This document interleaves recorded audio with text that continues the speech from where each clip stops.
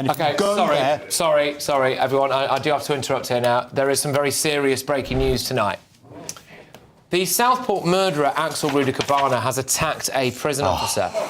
The 18-year-old hurled scalding water over a prison officer. The stricken guard was rushed to hospital after the horror attack whilst police were called. This is according to The Sun. An investigation is now underway into how Axel Rudakubana got hold of boiling water to hurl over the prison officer. He is in the same terrorist unit as Hashim Abidi, who stabbed and burned guards last month. I'll just repeat that. So this is the breaking news tonight. The Southport murderer Axel Rudakubana has attacked a prison officer. The 18-year-old hurled scalding water over a prison officer and the guard has been rushed to hospital. It is the same unit, apparently, where Hashim Abidi, the monster who helped to build the Manchester Arena bomb, was being housed when he stabbed and burned prison guards last month. So this is obviously huge breaking news, so we will discuss this now. Jane, I'm putting you on the spot here, clearly, Awful. but what are your initial reactions? I mean, it's just horrific, and I just hope, as I'm sure we all do, that the prison officer isn't too seriously injured. But clearly, if you have someone who is so evil, and I don't think many people in the world are evil, I like to think most people are basically good people, but from his actions and why he's in prison, he is clearly extremely evil. He shouldn't be anywhere near boiling water, those safeguards for the people working in that prison. It's just disgraceful. Shouldn't be near anyone because he should have been hanging from the gallows. Exactly. Bring back the death sentence. I don't say that like for every crime, I really don't. But I think when it comes to the murder of children, particularly, that's the one crime I would say that we should really consider the death penalty for. Why are we keeping him alive? What chance of rehabilitation? What is the chance of him becoming a member of society? But alongside that, we should put more resources in those people who can become good members of society in prison and trying to help them. And the ones that are beyond redemption, they've got to go. Adam, then Barry. Look, I'll echo what Christo just said. This man should not be alive. I'm for bringing back the death sentence for monsters like this. And I might sound cold, I might sound, extreme, but I wish it would be a slow and painful death. Yeah. Barry? No, I don't wish a slow and painful death on anyone. On people that kill children, I do. Sorry, Barry. It's abhorrent, and I don't want to make any sort of political capital out of it.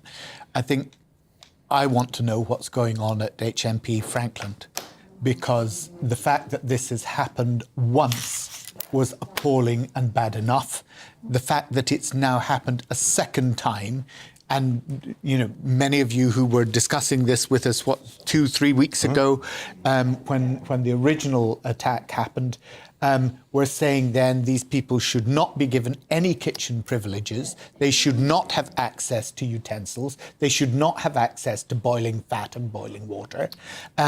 And clearly, nothing has actually happened as it should. Can I just say, one of the things that this makes me so angry for a variety of different reasons. The fact that this monster was able to do what he did despite being on a prevent watch list. Then everything that followed about the lack of information about him that came out. Then on top of that now, you've got the fact that he's still breathing, as far as I'm concerned. I do think that some people are beyond redemption and should have the death penalty. But then the fact that he's in the same unit that Hashim Abidi was at, and you would have thought they'd be on high alert, wouldn't you? Anyway, because of the fact that they're housing infamy.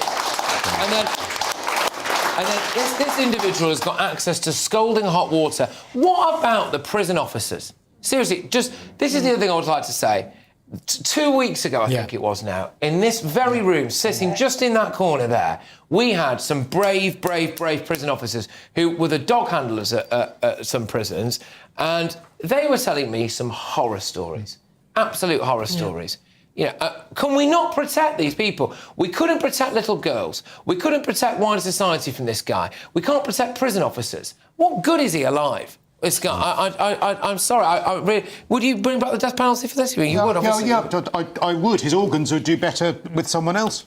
I would use his organs for someone who would actually could benefit from them, because that would at least give some sort of positive coming out of what is an absolutely horrific individual. I hate him. I remember sitting and doing your show the night that he was sentenced, and the rage we all felt, and horror, and he's an awful, repellent individual. I've got some more detail on this now. So for clarity, where they've moved Hashim Abidi to is Belmarsh, right? So it's not the same place that he did the other guy. So this is at Belmarsh. This is Axel Rudakubana has launched what they describe as a horrific pre-planned attack on a landing.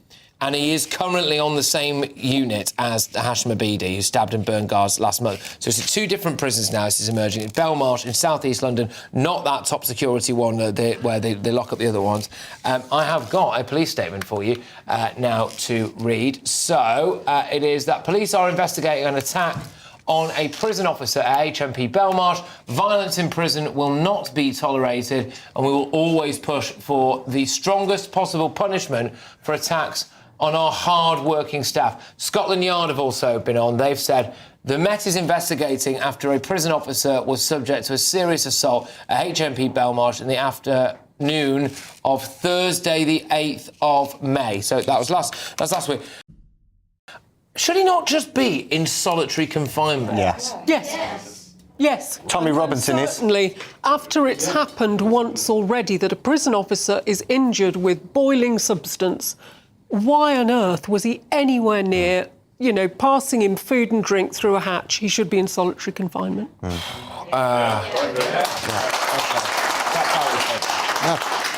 Look, absolutely appalling.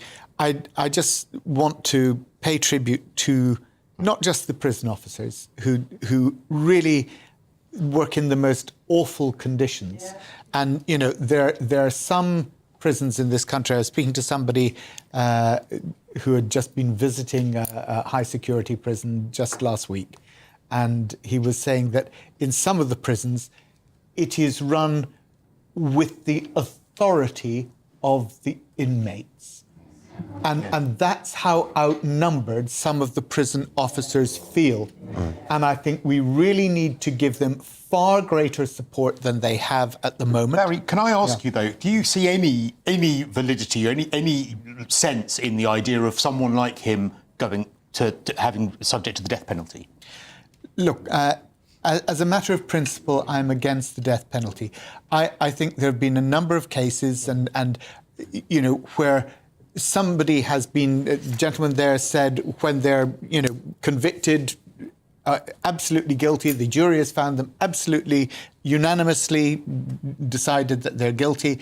And then a few years later, something else has come to light. I get that. Now, I'm not saying that's fair enough. Yeah. No, can I just say? I really do think that's fair enough. Yeah. But obviously, I imagine the point that's making you all insensitive is the fact that this guy's definitely guilty. Yes, but a lot of those cases were before DNA as well. My point would simply be this, and that is that if somebody is guilty of a heinous crime, and you said against children, murdering children, it wouldn't matter whether it was the nurse, Lucy Letby, whose case has since been called into question. She would have been found guilty. She would have died, and I don't know whether she's guilty or not. Well, she's guilty in law. Sorry, I will come to you, Adam, but I've just got a little bit more information here. Thank you, Barry. Sorry. I've just got a little bit more information here. So this is a source quoted in The Sun, who have got the inside scoop on this. It seems miraculous that the prison guard, who they say was a man, was not more badly hurt, and luckily the water was not mixed with other substances. Other officers heard him screaming and heard commotion, and one of the first things they did was put cold water on him. They also restrained Rudakubana and made sure he could not do anything worse to the guard, which the implication there, of course, is that he wasn't obviously stopping of his own accord, was he? His regime will now be incredibly strict, and he will Why wasn't it? And he will barely come into contact with anyone, and he will be fed through a hatch. Look, we have a man here that, in cold blood, has slit the throats of beautiful, little, innocent girls. It's the most horrific crime I've heard in years.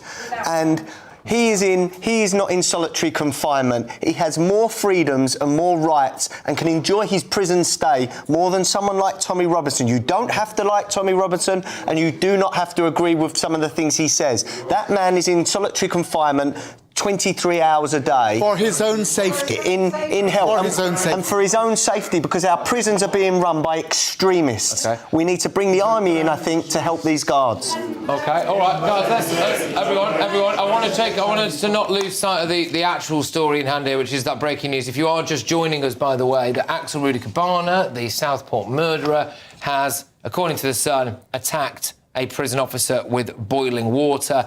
I think to come back to the main point here, which is that that all of his victims have had either life-ending or life-changing injuries. All of the officers and paramedics that will have been involved in that will quite possibly never be the same again, having had to witness what they witnessed. And the idea that this guy was clearly not in the strictest prison. I just think we all assumed he would be. I think we all just assumed that this guy would be locked up, fed through a hatch. Yeah. How long has he even been in prison? I mean, he was what, like a few months, 6 months or something like that? Been in prison 6 months? And he's what, just in a normal cell, in a normal thing, wandering around by the looks of things? It's in Belmarsh. In Belmarsh? It's nice, but I mean, look, it doesn't really necessarily feel like justice has been done for this guy, does it, really? No, and it makes you think, as Barry was saying, some of our prisons are being run by cliques of inmates. Don't let them mix. Why are they allowed to mix with one another at all? If you are a danger, you're ganging up against prison staff, you need to be restricted, you need to protect. That should be the first thought to protect prison officers. Yeah, well, yeah, absolutely. So we are going to be joined now by GB News' Home and Security editor, Mark White, who is down the line for us as well, on the screen as well, for everyone who's in the studio. Mark, thank you very much for joining us. What do we know so far, though? Good morning, everyone, or even good evening, everyone. I just want to start by urging a little bit of caution. I understand that feelings are running high, and you know, it is understandable given who Axel Rudakubana is and the allegations against him. But this is now an active police investigation. The case is active. We need to be careful about how we describe the events. These are alleged events. Everybody at some point, of course, will have to be given a due and fair process in the criminal justice system. He's already, of course, serving some 52 years in prison, but there will be, at the end of the day, another charge likely in a court proceeding with potentially even more years added to his sentence. And like everyone else, no matter what we think of this individual, he has to have a fair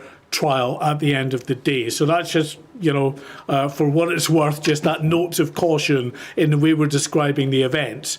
If we put an alleged or two in there, you're fine. It's alleged that this incident happened yesterday, that Axel Rudakubana was in his cell at the time and heated up boiling water in his cell. Now, if in the fullness of time, if the police investigation shows that to be the case, then there are clearly serious questions to be asked about how an individual in a maximum security prison, in a section of the prison which is especially catering for the most serious offenders, could have access to a facility where water, for instance, can be turned into boiling water, which of course then can become a weapon. Now, the officer, the prison officer, we're told did suffer some serious injuries and is being treated for those scalds as a result of this incident. And you're right in mentioning the fact that Hashim Abedi was at this very prison in this same unit, because he had been involved in another alleged incident at HMP Frankland in County Durham on the 12th of April, when a number of prison officers were attacked, substance thrown over them in terms of boiling oil that was thrown over one officer, other officers that were stabbed. That is still part of an ongoing investigation. So definitely some questions, I think, for the authorities within the prison system to look at now in terms of what these prisoners, especially those who are found guilty of the most serious of crimes that do pose a real and present risk to prison officers, just how they're managed in prison. It doesn't seem, from what we hear from the Prison Officers Association, about the number of attacks that prison officers have to endure on a daily, weekly, monthly basis. These are just the high-profile incidents we hear about. But attacks on prison officers are happening every day in prisons up and down the country. So something certainly needs to be addressed here. Yeah, Mark, thank you very, very much for all of that information, some much needed clarity as well on a couple of things. Just on the prison officer side of things, they have been calling recently for things like stab-proof vests and for greater protections, I think maybe even to carry tasers and things like that as well. Presumably this alleged incident will increase calls for that. Yes, without a doubt. I mean, it seems incredible that prison officers who deal with the most violent of offenders, people who've actually been convicted of those crimes, do not have access to that personal protective equipment as a matter of course. You put a police officer out on the street, then they're wearing personal protective equipment. You put ambulance personnel out on the street now, and they will often be wearing stab vests as well. So why on earth are prison officers denied that? Well, we're told from the Prison Officers Association that one of the reasons given to them is that it would actually add to more tension within the prison, that putting stab vests and other personal protective equipment on officers would up that sort of ante, if you like, in the threat level, and it might be counterproductive. You know, the Prison Officers Association would argue that it wouldn't be counterproductive. What it would be doing would be actually protecting these officers who are being attacked all too frequently now, not just in the way of stab vests, but also the you know, potentially taser, pava spray, that kind of thing, to give them a level of protection should things go south. Mark, just quite briefly, if you could, what do we know, if anything, about this unit where Axel Rudakubana has been held?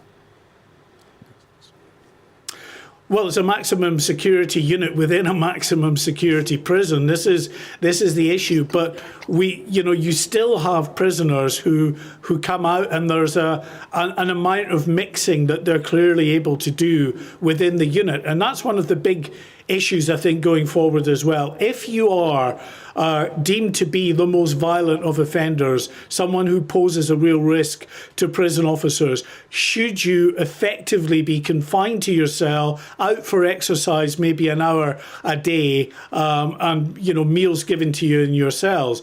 It sounds, of course, like strict and harsh punishment, but many will argue that strict and harsh punishment is exactly what's required for very violent offenders. Mark, look, thank you very much. It's Mark White there, GB News' Home and Security Editor. It's always great to have you on. Thank you very much for reacting so quickly and coming on and explaining so much of that for us. Right, look, obviously, tensions are running high here. Emotions will run very, very high. And we're going to draw a line under this particular topic for now. And we'll return to it if we get any more information as well. But in light of what Mark was saying, realistically, we now have to try to let justice do its course, and presumably this will at some point be an active case. So we've said what we've said. We move on from it now.